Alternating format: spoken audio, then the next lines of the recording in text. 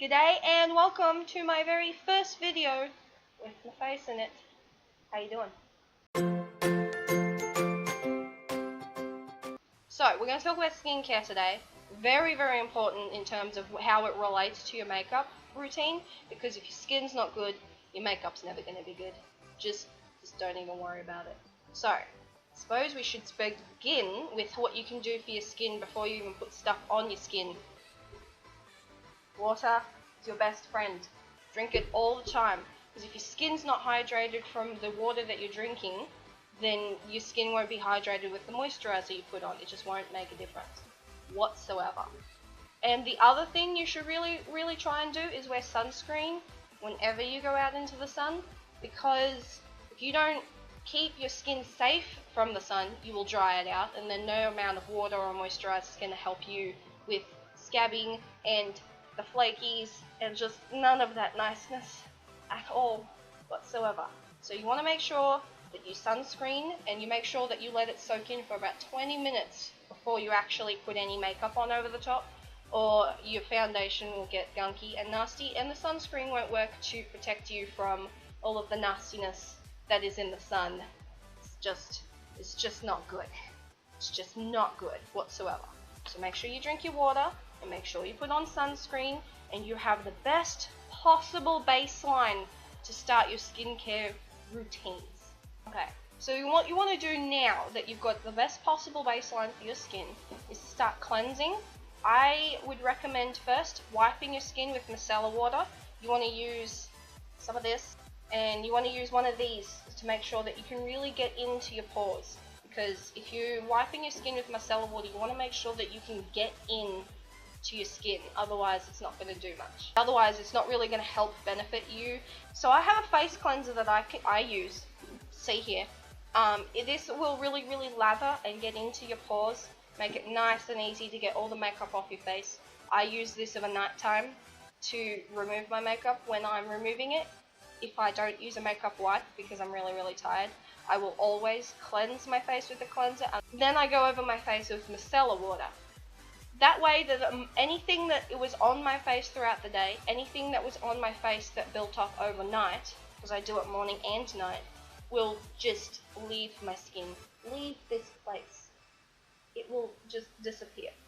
So your next bet is probably to do a face scrub. It's not an important step, it really isn't. You don't want to use face scrubs if you are prone to sensitive skin or redness really easily. Not everyone who has redness has sensitive skin. Make sense? Cool. So when you're using a face scrub, you want to really be careful with the kinds of ingredients that are in it. You want to do a swatch maybe on your jaw, because they tend to be easier. So when you're looking at a face scrub, you want to keep an eye on the ingredients in the back. If you have very sensitive skin, you want to go for a chemical scrub that isn't a physical scrub, if that makes sense. You want to look at something that just is more like a chemical peel, I think is the term they use, rather than an actual scrub, because microdermabrasions are not your friend. They are really not your friend. So if you want to avoid having the tiniest of cuts that just sting day. Lobster in a beehive is the term my friend so lovingly described it to me as. So sensitive skin, chemical peel. Normal oily combination skins can use face scrubs. You want to try and find ones that aren't chemical based. You want to find ones that are natural. The one that I have has walnut in it. Walnut shells, that's what this scrub uses. So just, when you're reading the ingredients, be wary of the kind of thing that you're buying. A lot of the scrubs on the market now are going to be soon banned because of the products that they use, because it screws with the ocean. Don't get anything with microbeads in it. Don't get anything with microbeads in it. They're not good for your face, they're not good for the environment, they're just all around a terrible invention. So if you have dry skin, you don't want to use oil control, because you don't have oiliness on your face.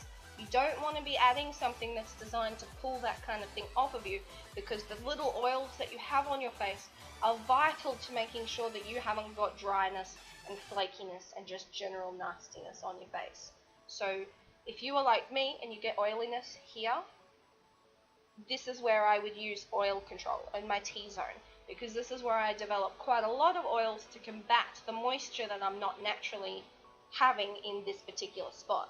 So I use an oil control cream, but if you have dry skin, you want to try and find something that adds moisture back into your face. Specifically something high in vitamin E, because that's really, really, really good for injecting, I think is the term that they like to use, injecting moisture into your face, because dry skin and oily skin are technically the same thing.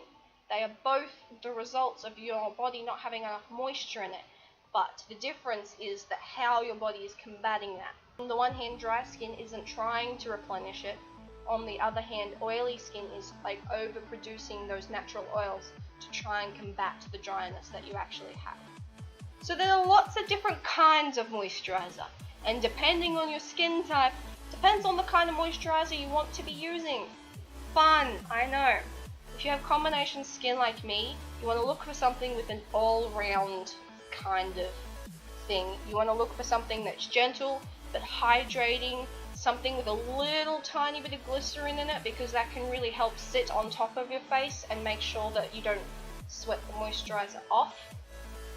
People with dry skin, you want to look for something that's ultra hydrating or advertises itself as ultra hydrating in any capacity.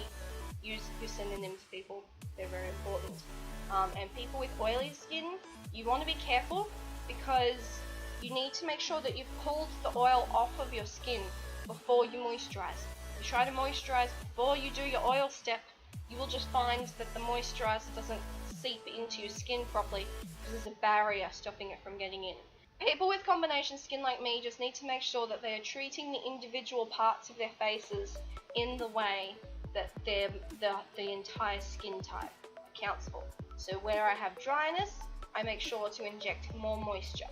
In my T-zone, I make sure to do oil control.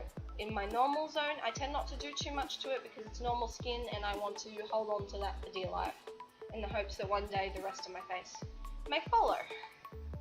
So looking after your brushes is the last, but also just as important as the rest of the other steps.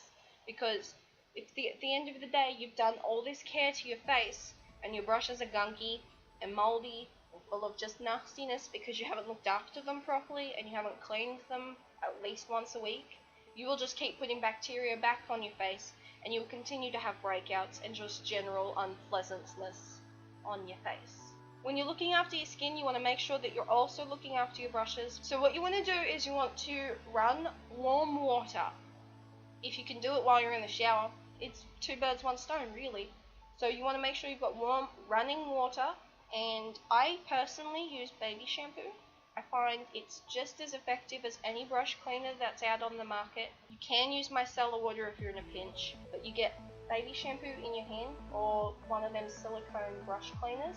And then you take your brush, suds it up, rinse it off, and then leave it to dry. I leave it to dry on the edge of my desk, like so, and it keeps its shape. Like this was washed this morning, and it looks just the same as it did when I took it into the shower. So, we have now got a full video of all the steps that you need to take. Make sure you clean your brushes, make sure you clean your skin, make sure you protect your skin and your body, because if you're not looking after your body, your skin's not going to be far behind, let me tell you. So that's it, lovelies. I am really, really hoping that you all take these steps and make sure that you're accommodating your skin types. I hope that I gave you enough information across the board to keep your faces beautiful. So I will see you next time. Goodbye.